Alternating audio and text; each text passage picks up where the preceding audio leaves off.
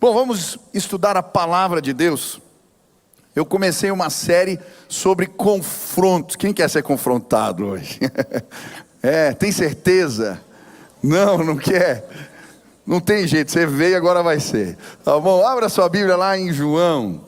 E nós vamos ler o capítulo 20, do versículo 24 a 31. João, capítulo 20, versículo 24 a 31, diz assim: Tomé, chamado Dídimo, um dos 12, não estava com os discípulos quando Jesus apareceu. Os outros discípulos lhe disseram: vimos o Senhor. Mas ele lhes disse: se eu não vir as marcas dos pregos nas suas mãos, não colocar o meu dedo onde estavam os pregos, e não puser a minha mão no seu lado, não crerei. Uma semana mais tarde, os seus discípulos estavam outra vez ali, e Tomé com eles. Apesar de estarem trancadas as portas, Jesus entrou, pôs-se no meio deles e disse: paz seja com vocês.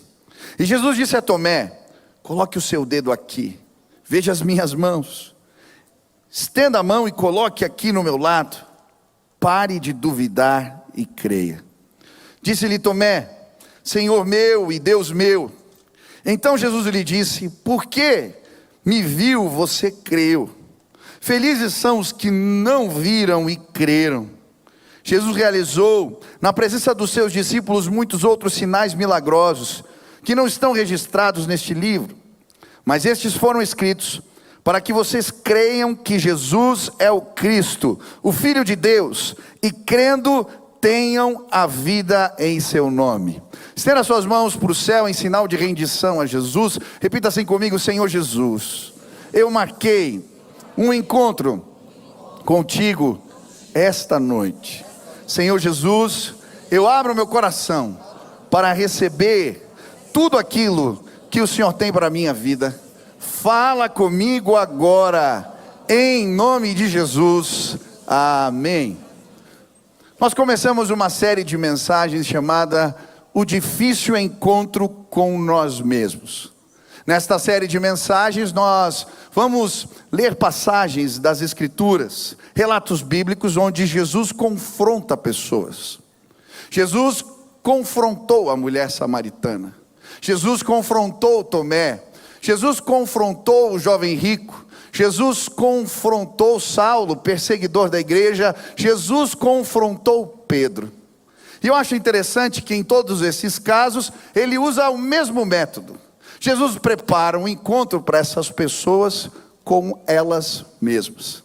Semana passada nós estudamos a respeito da mulher samaritana, do confronto que Jesus fez com ela. Na verdade, ele prepara um encontro com ela mesmo quando diz: mulher, vá buscar seu marido. E ela diz: eu não tenho marido. E Jesus lhe diz: disseste bem, porque tiveste 5 e o que agora tens não é seu marido. Aquele confronto não destruiu aquela mulher, pelo contrário, a fez entender, descobrir a graça de Deus e tornou o seu testemunho eficaz. Jesus também confronta Tomé. Acabamos de ler o texto. Ele também propõe um encontro de Tomé com ele mesmo. Na verdade, Jesus fala para Tomé o que ele tinha dito uma semana antes. Jesus aparece, o Cristo ressurreto, aparece numa sala, portas fechadas, trancadas. E ele então mostra as suas chagas, as suas mãos machucadas, com as marcas dos pregos. Ele mostra o seu lado direito e fala: Tomé, põe a sua mão aqui. Sabe, o confronto de Jesus também não destrói Tomé.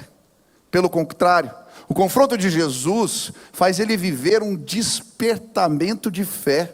Por isso, diante do confronto, ele vai dizer: Senhor meu e Deus meu. Sabe, hoje Jesus vai confrontar pessoas neste lugar. Hoje Jesus, ele vai me confrontar e te confrontar, mas eu creio, o confronto de Jesus hoje aqui vai produzir em nós despertamento de fé. Quantos querem ser despertados por Deus? Eu creio, ele vai te despertar de maneira maravilhosa. Agora é interessante porque quando o espelho da graça de Deus é apontado para Tomé, ele não apenas consegue entender a sua incredulidade, ele consegue enxergar como a incredulidade trabalha dentro de nós. Sabe, muitas vezes não somos capazes de perceber o ministério da incredulidade, como ela rouba, como ela desidrata a nossa fé. Existe um detalhe interessante nesse texto que me chamou a atenção logo no começo. A Bíblia vai dizer, e Tomé também chamado Dídimo. Eu não sei quantos sabem o que significa a palavra dídimo, mas significa gêmeo. Era a palavra gêmeo. Na língua grega, na verdade, o nome Tomé era um jeito de chamar, provavelmente um apelido. Tomé também significa gêmeo. E é interessante porque a Bíblia não nos fala nada sobre esse irmão de Tomé. Na verdade, ela deixa a cadeira vaga, o espaço vazio. Sabe por quê? Eu creio que esse lugar é meu, esse lugar é seu. Quando olhamos para Tomé, vemos as nossas crises de fé. Quando olhamos para Dídimo, quem compreendemos como a incredulidade trabalha dentro de nós. Sabe, a incredulidade não está para aqueles que não creem. Ela opera em homens de fé. Tomé era um homem de fé. Ele tinha as suas credenciais de fé. Quando Jesus estava para ser apedrejado, estavam ameaçando, e ele então vai para a Judéia, aquele homem dá um testemunho de fidelidade. Ele faz isso publicamente. Vamos, lá em João 11, vamos para que morramos com ele. Ele era fiel, ele era um homem de fé. Tomé, ele tinha fome pela palavra de Deus. Ele ouvia os ensinamentos de Jesus e fazia perguntas. É muito interessante, quando Jesus está falando do caminho que leva a Deus, é Tomé que pergunta, que caminho é esse? E então Jesus responde, eu sou o caminho, a verdade e a vida. Ninguém vem ao Pai senão por mim. Tomé, ele tinha tido experiências do poder de Deus, experiências com Jesus. Ele viu Jesus transformando água em vinho, ele viu Jesus multiplicando os pães e peixes, ele viu Jesus ressuscitando Lázaro dentre os mortos. Ele teve experiências, ele era um homem de fé. Ele ouviu sermões do próprio Cristo, ensinamentos que Jesus fez a respeito da sua morte e da sua ressurreição. Mas mesmo assim, ele vacilou na fé. Sabe, Tomé, ele me assusta. Porque se ele pôde vacilar na fé, eu e você também podemos. Abraão vacilou na fé, Moisés vacilou na fé, Davi vacilou na fé, Pedro vacilou na fé. Eu não quero vacilar e quero pedir, Deus, trata a minha vida hoje, porque eu quero viver um despertamento de fé. Quantos desejam isso? Levantem as suas mãos. Peça a Deus, Pai, eu não quero vacilar, eu não quero cair, eu quero enxergar, Deus, como a incredulidade trabalha dentro de mim. Eu quero mandá-la embora, em nome de Jesus. Um dia eu cheguei na igreja e encontrei o tio Zé. Quem conhece o tio Zé aqui? Os irmãos mais antigos conhecem. José Volkov. É um diácono antigo da nossa igreja. Ele foi conselheiro muitos anos do Ministério de Adolescentes. E aí ganhou esse apelido carinhoso, tio Zé, todo mundo chama ele assim. Um dia eu cheguei aqui na igreja, na porta da igreja, e encontrei o tio Zé. Eu todo empolgado, estendi a mão, dei um abraço nele, e aí comecei a contar algumas experiências, e aquela pessoa olhou para mim e disse, eu acho que você está me confundindo. Eu disse, como assim? E ele me falou, eu não sou o tio Zé. Eu falei, quem é você? Ele disse, eu sou o Lázaro, o irmão gêmeo do tio Zé. Eu vinha na igreja trocentos anos, nunca soube que o tio Zé tinha um irmão chamado Lázaro. No outro dia, eu cheguei na igreja e vi o tio Zé de novo. Eu estendi a mão e falei, você é o tio Zé? E ele falou, você deve ter conhecido o meu irmão Lázaro. Eu falei, isso. Tio Zé, ele não é um irmão gêmeo, ele é um clone seu, tio Zé. E ele falou para mim, Michel, você acredita que um dia até eu me confundi? Eu, como assim? Ele falou, eu estava saindo do cinema e tinha uma porta espelhada. Eu achei que era o meu irmão. Peguei o guarda-chuva e dei com o guarda-chuva no espelho. Sabe, hoje eu não vim falar mal de Tomé.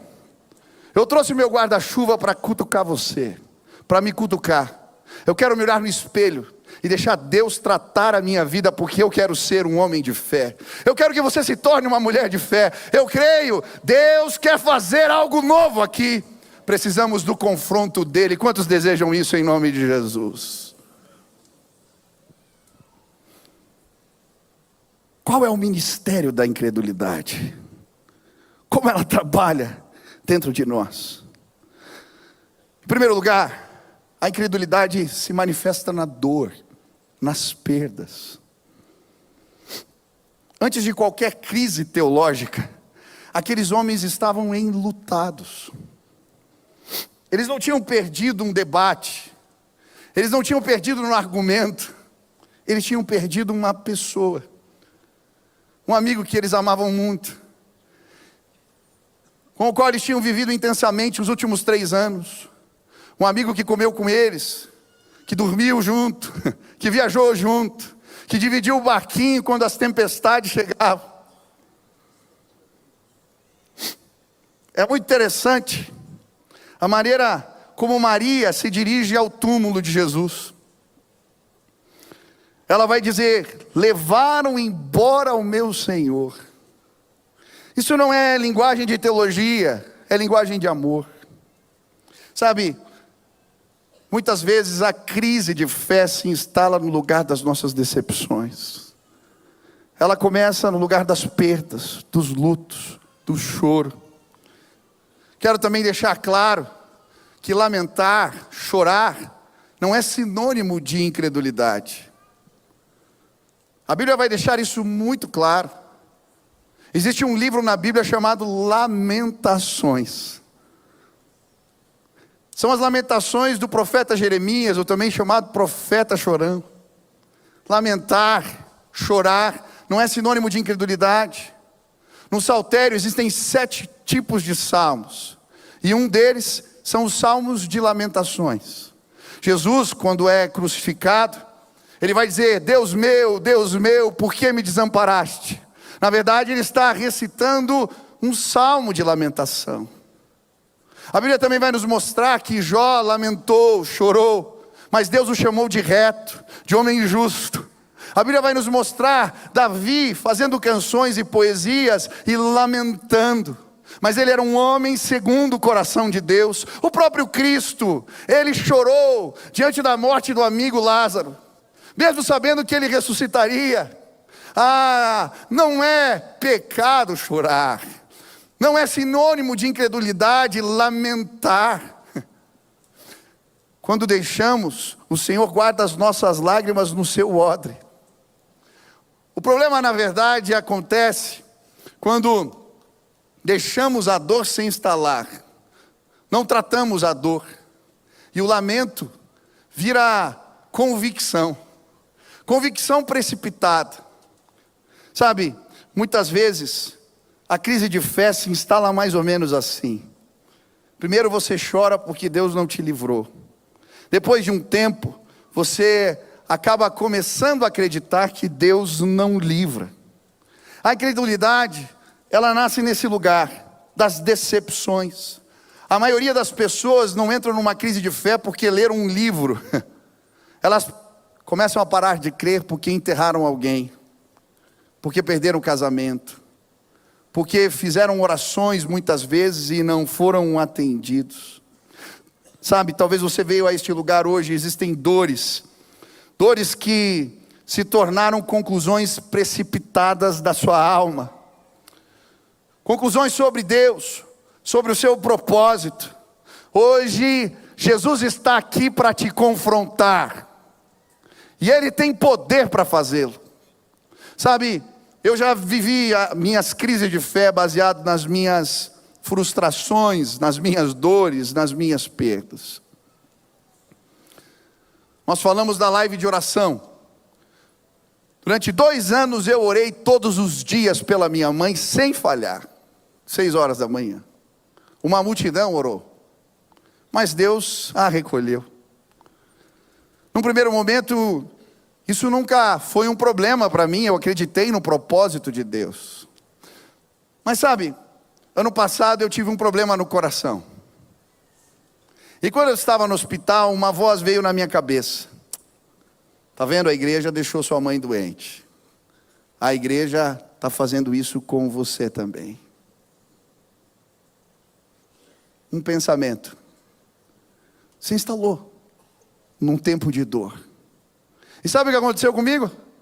Eu voltei para casa e eu não queria voltar a trabalhar. Porque a igreja tinha me deixado doente. Eu dou graças a Deus porque um dia Jesus se revelou a mim e confrontou a minha crise de fé. Ele me mostrou que o problema não era a igreja, mas era eu. O jeito que eu tratava as situações da vida. Ei, preste atenção. Eu não sei qual é a dor, qual é a crise que o inimigo tem usado para semear mentiras no seu coração. Eu lembro do jovem que chegou para mim frustrado, angustiado. Ele tinha aceitado Jesus e depois de 5 dias da sua conversão, o seu pai havia morrido. Ele entrou na minha sala completamente desnorteado. E ele disse: por que Deus fez isso? Por que Deus permitiu isso? Depois da entrega mais importante. Como ele leva o meu pai, quem eu mais amava, quem cuidava de mim. Aquele jovem tinha chutado o pau da barraca. Ele tinha voltado para os seus vícios. Eu lembro que naquela hora Jesus entrou naquela sala enquanto eu o atendia. E eu disse para ele: você está enxergando a dor na perspectiva errada. Você acha que Deus te abandonou porque seu pai morreu. Mas 5 dias antes do seu pai ir embora, Jesus se revelou a você para que você não tivesse que passar por isso sozinho. Sabe, muitas vezes entendemos errado a dor. E talvez uma crise de fé se instalou na sua vida por causa de perdas significativas. Mas hoje Jesus está neste lugar e Ele veio me confrontar, te confrontar. E um despertamento de fé vai acontecer neste lugar, em nome de Jesus. Quantos creem nisso? Levante as suas mãos agora, apresente as suas dores ao Senhor. Talvez uma doença, talvez a perda de um parente, talvez um relacionamento que não deu certo. Eu não sei qual é a sua dor, mas hoje Jesus está aqui para nos confrontar e nos fazer entender as coisas na perspectiva dEle. Ele vai restaurar a sua vida com poder. Segunda forma da incredulidade trabalhar dentro de nós é através das expectativas frustradas. Quando Jesus morreu, não morreu apenas o amigo, morreu tudo o que eles esperavam dele. É muito interessante porque a conversa dos discípulos no caminho de Emaús nos vão fazer entender o que se passava ali. Eles vão dizer: nós esperávamos que fosse Ele quem havia de redimir Israel. Esperávamos. A morte de Jesus significou também a morte da esperança. Sabe, eles não disseram nós esperamos, eles disseram nós esperávamos. A esperança tinha ficado em algum lugar no passado. E eu creio que muitas vezes essa é a gramática da incredulidade. Ela se manifesta através da forma que falamos. Quando começamos a conjugar as coisas no passado, eu orava, eu acreditava, eu jejuava, Deus falava comigo, eu tinha um sonho. Sabe, quando as esperanças em Deus, elas se tornam um verbo conjugado no passado, em algum lugar do teu coração, a incredulidade já achou espaço para se instalar. Mas qual era a frustração deles? Eles esperavam um rei e receberam uma cruz. Eles esperavam Jerusalém liberta e receberam um túmulo lacrado. O problema não era a ausência de fé, porque eles tinham fé de montão. O problema era a fé depositada no lugar errado, num roteiro que Deus nunca tinha escrito. Olhe para mim, Deus não falhou com você, Deus não falhou comigo, Ele só não cabe muitas vezes no nosso roteiro. Existem pessoas frustradas, abandonando a fé a todo instante, porque elas choram um plano que nunca foi de Deus.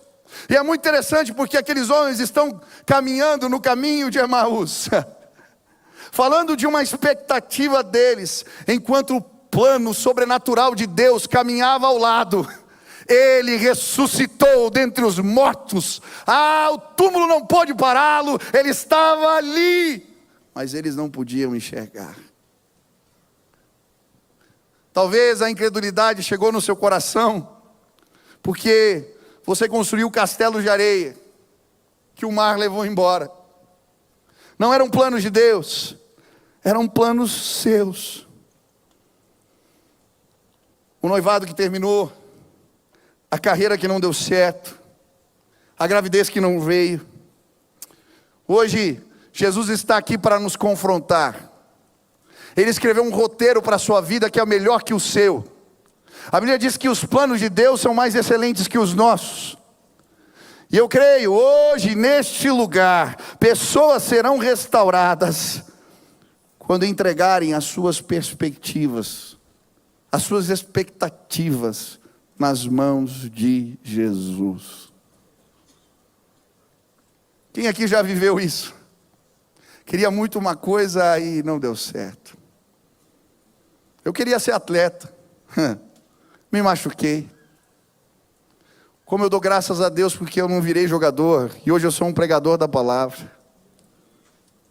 Sabe, o problema é que muitas vezes nós administramos as nossas expectativas como quem empina a pipa. Quem já brincou aqui de empinar a pipa? Tem muito piá de prédio aqui, ó, levanta a mão aqui, deixa eu ver. Não empinou pipa nenhuma vez. Eu tenho que levar o Bini para empinar pipa. Meu Deus, filho. É verdade. A gente alimenta sonhos no coração que não são de Deus. Como quem empina uma pipa. E aí Deus fala: ei, solta a pipa. Eu tenho algo diferente para você. Mas quando ela está lá no alto, sabe o que a gente faz? A gente puxa de novo a pipa para a gente. Faça assim com as suas mãos hoje. Isso. Eu não sei o que você está segurando. Mas hoje, faz assim agora. Entrega nas mãos de Deus. Porque Ele tem o melhor para a sua vida. Eu quero fazer isso de novo. Pega aqui de novo. Isso. Eu não sei qual é a expectativa. Talvez seja algo muito importante para você, e eu não estou brincando com seus sentimentos. Quantos creem que Deus tem o melhor para nós? Talvez você só queira casar, talvez você só queira ter um filho, talvez você só queira um emprego melhor. Eu não sei qual é a tua expectativa, mas eu queria, em nome de Jesus, que você fosse liberto das suas expectativas. Confia no plano de Deus, confia no propósito de Deus, confia. Hoje faz assim: Senhor, é teu, libera agora. Senhor, entregamos nas tuas mãos, em nome de Jesus. Eu quero que você aplauda Jesus bem forte.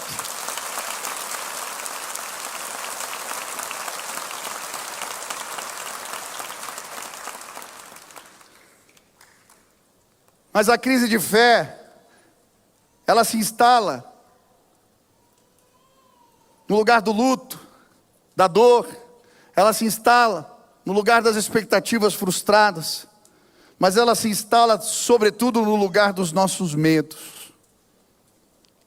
Em João 20:19, o texto diz: estando os discípulos reunidos a portas trancadas, por medo dos judeus.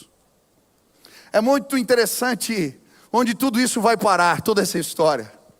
Ela desemboca numa sala trancada. Repare, João não vai dizer que eles estavam ali cerrados, porque estavam esperando a promessa, estavam orando juntos. Não, eles estavam com medo, por isso trancaram a porta e ficaram escondidos. E a lógica é simples de entender. Se tinham matado Cristo, num julgamento injusto, se ele tinha sido, de alguma maneira, envergonhado, na perspectiva deles naquele momento, para todo mundo ver, em praça pública, o que aconteceria com eles? Eles estavam com medo, e por isso estavam fechados ali. E sabe, o medo ele não discute com a nossa fé, ele não apresenta argumentos, o medo simplesmente fecha portas. É isso que ele faz. O medo fecha a porta da sua boca, e você para de testemunhar. O medo fecha a porta da sua casa, e você para de receber pessoas e viver a comunhão. O medo fecha a porta da nossa agenda, e a gente para de servir. O medo fecha a porta das oportunidades, e paramos de viver as conquistas do Senhor. Eu não sei como o medo tem trabalhado na sua vida, mas eu creio que o medo tem cerrado portas para você. Hoje presta atenção. Sabe o que Jesus faz com o nosso medo? Ele passa por cima. Jesus, ele não bate na porta e pede para eles abrirem. O Cristo ressurreto, ele atravessa as paredes, as portas, ele entra no lugar onde eles estavam cerrados com medo, e ele diz: eu vou fazer algo que vocês não podem conter. Eu lembro de um irmão que me contou que ele estava com medo de entregar um currículo mais uma vez. Sabe, quando uma pessoa fica desempregada há muito tempo, chega uma hora que ela tem medo de ser rejeitada de novo. Medo de entregar um currículo, defender uma ideia, e alguém dizer não mais uma vez. E ele estava nessa condição. Ele disse para mim que estava difícil levar aquele currículo, seguir em frente. Ele estava com medo, e o medo fecha portas para nós. Foi nessa situação que ele viu um acidente.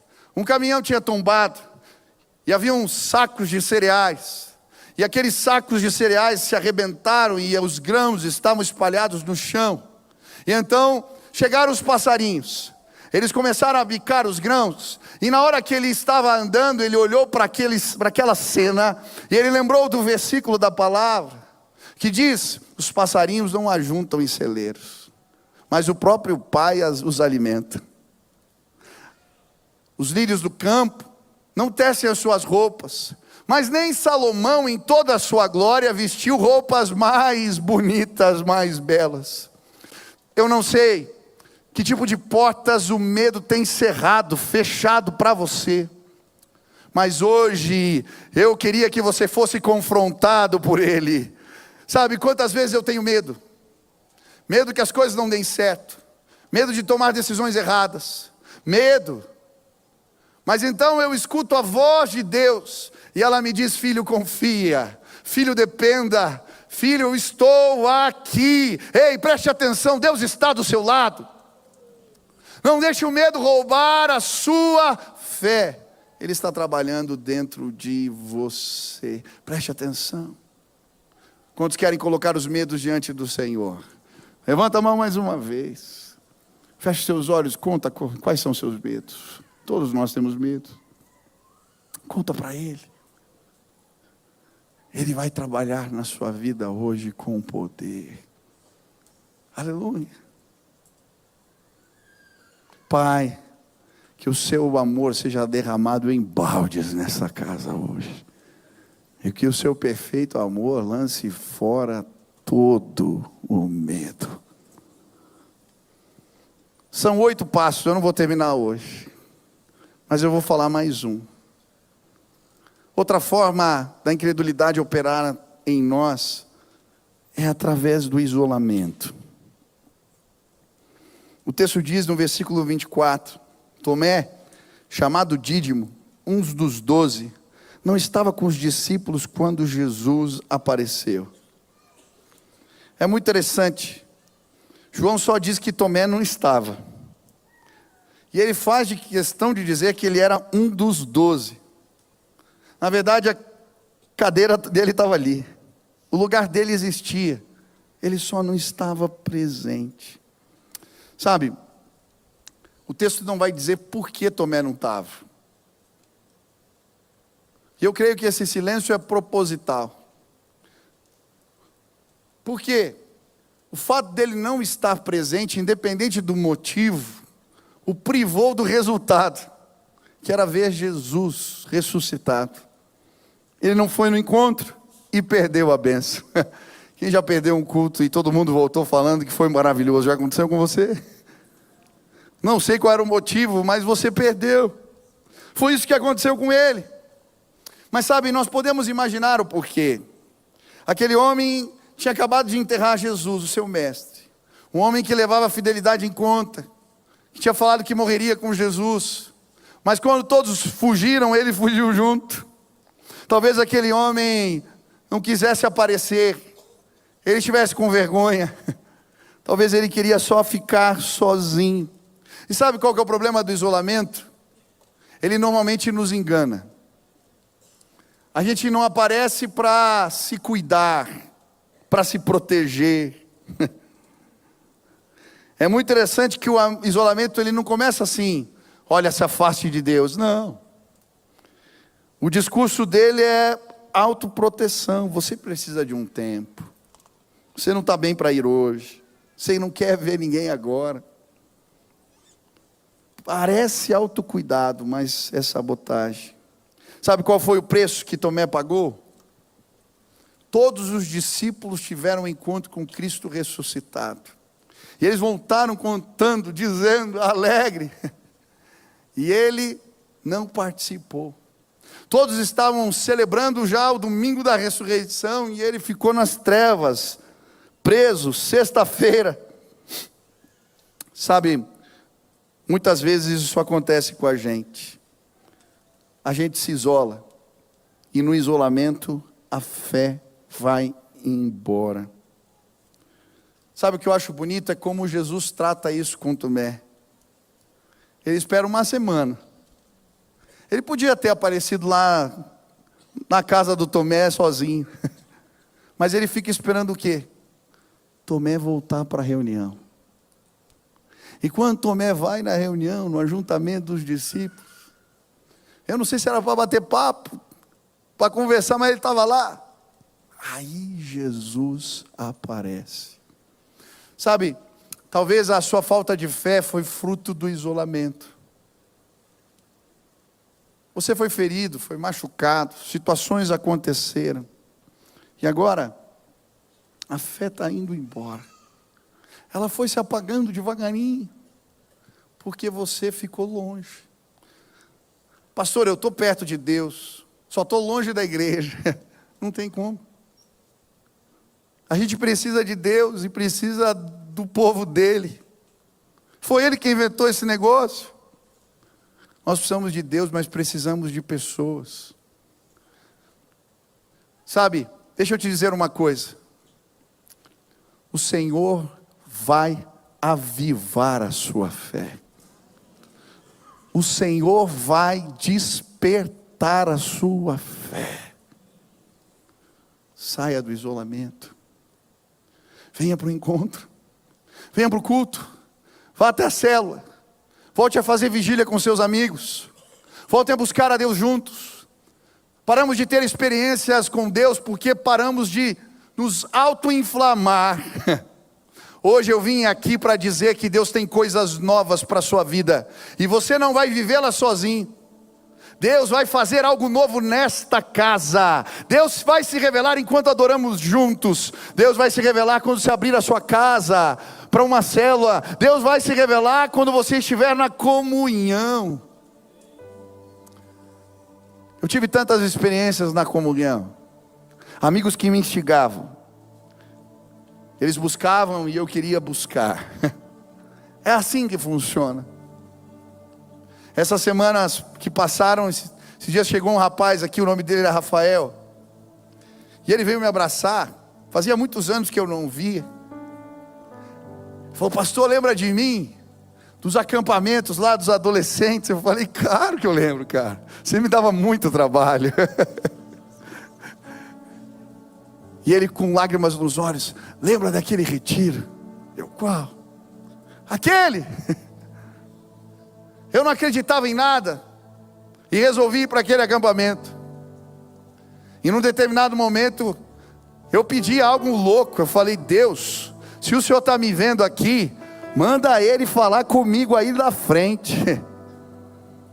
E eu não sei por que cargas d'água, o Espírito Santo tomou meu coração e eu apontei para aquele moço e falei: ó, você que está perguntando aí. Ele disse para mim: eu nunca me esqueci, pastor. Eu estou aqui. Sabe por que ele viveu isso? Porque ele estava na comunhão do corpo de Cristo. Ei, Jesus vai apresentar a sua graça a nós. Quando nos reunirmos, o Cristo ressurreto vai mostrar as suas mãos, vai trazer palavra, vai despertar a nossa fé. Não perca um culto, não perca a presença, tenha fome da presença, vai atrás, se reúna com os seus, marque encontros, faça vigílias. Eu amo ficar aqui na igreja conversando depois do culto com os irmãos que são pastores, são amigos na fé, compartilhando experiências. Sabe por quê? Quando eu saio daqui e ouço as histórias, o meu coração é inflamado, é incendiado. Eu quero mais de Deus. Hoje eu vim aqui para, em nome de Jesus, inflamar a sua fé, dizer que Deus tem mais para a sua vida, que você pode viver coisas maiores, que você pode experimentar mais de Deus. Hoje eu vim ser confrontado por Cristo. Nas minhas crises de fé, eu creio que o confronto de Deus pode trazer avivamento. Quantos creem nisso? Hoje eu quero orar pela sua vida. Eu quero pedir que um novo despertar de fé venha. Eu não sei o que aconteceu com Tomé depois deste encontro. Mas eu tenho uma convicção. Neste mesmo dia, um despertamento começou na sua vida. Hoje pessoas vão ser despertadas. Pare de conjugar os verbos no passado. Eu orava, eu jejuava, eu fazia vigílias, eu buscava, eu evangelizava. Pare. Uma nova estação chegou na sua vida. Você vai pregar como nunca pregou antes. Você vai orar como nunca orou antes. Você vai buscar como nunca buscou antes. E nós veremos a glória de Deus. Esta igreja vai se levantar 10 dias de jejum, 10 dias de oração, e nós veremos juntos a glória de Deus. Deus vai levantar discipuladores, homens que pregam a palavra, homens cheios do Espírito Santo, mulheres que amam a Deus, que se reúnem todas as semanas para buscar a face dEle. Eu vou crescer com você, as suas experiências vão me abençoar, juntos nós viveremos coisas maiores. Eu quero ser despertado por esta graça. Quantos querem isso? Jesus veio nos confrontar hoje.